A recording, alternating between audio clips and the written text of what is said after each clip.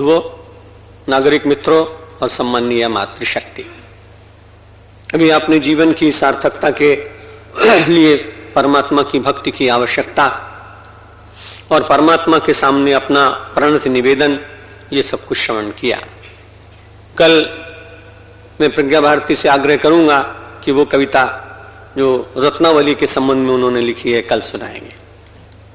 एक क्षण भगवान का नाम लीजिए और पुनः आपको कुरुक्षेत्र में ले चलूंगा, क्योंकि कुरुक्षेत्र में तो वैसे आप रात दिन रहते ही हैं। बहुत कम लोग होंगे जिनके जीवन में कुरुक्षेत्र ना हो, बहुत कम लोग होंगे जो कैलाश में निवास करते हों। अधिकांश लोगों का जीवन कुरुक्षेत्रमय ही होता है। और ये बड़ी अच्छी बात हुई कि भगवान श्री कृष्ण ने गीता वृंदावन में नहीं सुनाई, गोकुल में नहीं सुनाई, मथुरा में नहीं सुनाई, द्वारिका में नहीं सुनाई, काशी में नहीं सुनाई, रामेश्वरम में नहीं सुनाई, कुरुक्षेत्र में सुनाई। क्योंकि उनको मालूम था कि सारा संसार कुरुक्षेत्रमय जीवन जीने वाला है। एक क्षण भगवान श्री कृष्ण का स्मरण करें, फिर आपको अपने ध्यान में ले चलेंगे वहां जहां एक बहुत बड़ा मैदान है, बहुत लोग खड़े हुए हैं। लोगों को मत देखिएगा, क्योंकि लोगों को देखने के लिए तो वीटी स्टेशन काफी है। आप वहां देखिएगा कि केवल वह रथ जिस पर बैठे हैं भगवान श्री कृष्ण, और जहां जिज्ञासु बैठा है अर्जुन, और वो बनकर बैठा है मेरा और आपका प्रतिनिधि। हम सब लोगों का रिप्रेजेंटेशन किया है उसने। यदि आप उस ध्यान को करते करते गीता की बात सुनेंगे तो मुझे ऐसा लगता है कि आपका चित्त बड़ा शांत हो जाएगा। संसार कुछ है भी नहीं अगर विचार करके आप देखें।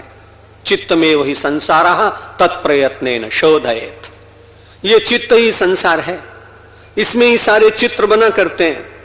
कभी किसी ने आपका अपमान किया हो तो वो व्यक्ति आ जाता है, और कोई अकेले में ना हो लेकिन आपके दांत बंद होते हैं, होंठ कांपने लगती हैं, मुट्ठी बन जाती है, लगता है कि आप अभी उसे पीटेंगे, अभी उसको दंड देंगे।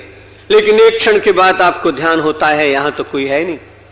आपने उसे अपने चित्त के पट पर, अपने चित्त के ऊपर उसे अंकित किया था, और अंकित करने के बाद आप क्रोध की मुद्रा में हो गए थे। वही चित्त है जो बहुत दिनों के बाद आपका दूर बेटा पढ़ता हो, अमेरिका में पढ़ रहा हो, पर्व का दिन आ गया हो, बहुत मधुर भोजन आपने तैयार किए हो, आपको ऐसा लगता है कि आपका पुत्र आपके बिल्कुल निकट बैठा है, आप उसे बड़े लाड़ से, बड़े प्यार से उसे भोजन करा रहे हैं। लेकिन तुरंत आंख खुली, देखा अरे बेटा तो न्यूयॉर्क में है, शिकागो में है। ये चित्त ही तो है जो आपके पुत्र को निकट बुला देता है। ये चित्त ही तो है जो आपके शत्रु का चित्रण करता है। ये चित्त ही तो है जो आपको हिमालय में, पालिताना में, आपको तीर्थों में ले जाता है। ये चित्त ही तो है जो मानव के जीवन में अभिनेताओं का दर्शन करा देता और वासना को जागृत करा देता है। इसलिए श्रीमद् भगवद गीता अथवा किसी भी ग्रंथ का ज्ञान, किसी भी महापुरुष की वाणी और किसी भी सत्पुरुष की कथा यदि आपके चित्त के शोधन में सहायक है तो निश्चित रूप से वह आपके लिए कल्याणकारिणी, और यदि वो केवल कानों को सुख प्रदान करती है तो भी कल्याणकारिणी तो है। जितनी देर तक आप श्रवण करेंगे उतनी देर तक तो आप जगत से ऊपर उठे ही रहेंगे। जगत से ऊपर ऊर्ध्वमुखी जीवन जीने की आकांक्षा व्यक्ति के मन में जग जाए, कलयुग की ये भी बहुत बड़ी सिद्धि ही मानी जाएगी। उन लोगों की सिद्धि तो बहुत बड़ी है जो अंगूठियां निकाल देते हैं। वे सिद्ध पुरुष बड़े श्रेष्ठ हैं जो विभूति बांटते हैं, जो सिद्धि अपने समाज को आकर्षित करती है, लेकिन उससे किसी एक व्यक्ति की महत्वाकांक्षा की पूर्ति होती है। वो बहुत प्रतिष्ठित हो जाता है, उसके चित्र छपते हैं, उसके दर्शन के लिए कई हजार लोग एकत्र होते हैं, लेकिन उससे व्यक्ति को कोई बड़ा लाभ नहीं मिल पाता है। सिद्ध पुरुष अपनी सिद्धि के द्वारा, अपनी प्रसिद्धि के अनेक आयामों पर चलते चलते संभवतः कभी परम सिद्धि को प्राप्त न करके और उसी वासना के जाल में अंतर से कहीं लिपटा हुआ अपने जन्मांतर को बिगाड़ सकता है।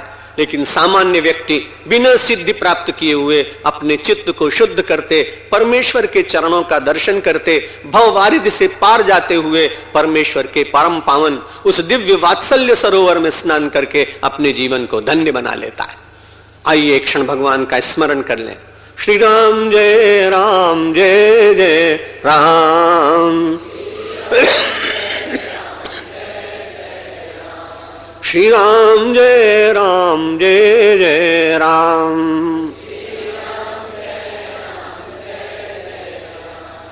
श्री कृष्ण गोविंद हरे मुरारे,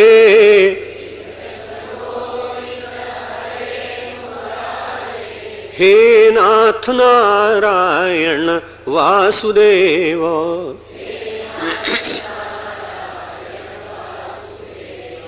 श्री कृष्ण गोविंद हरे मुरारे,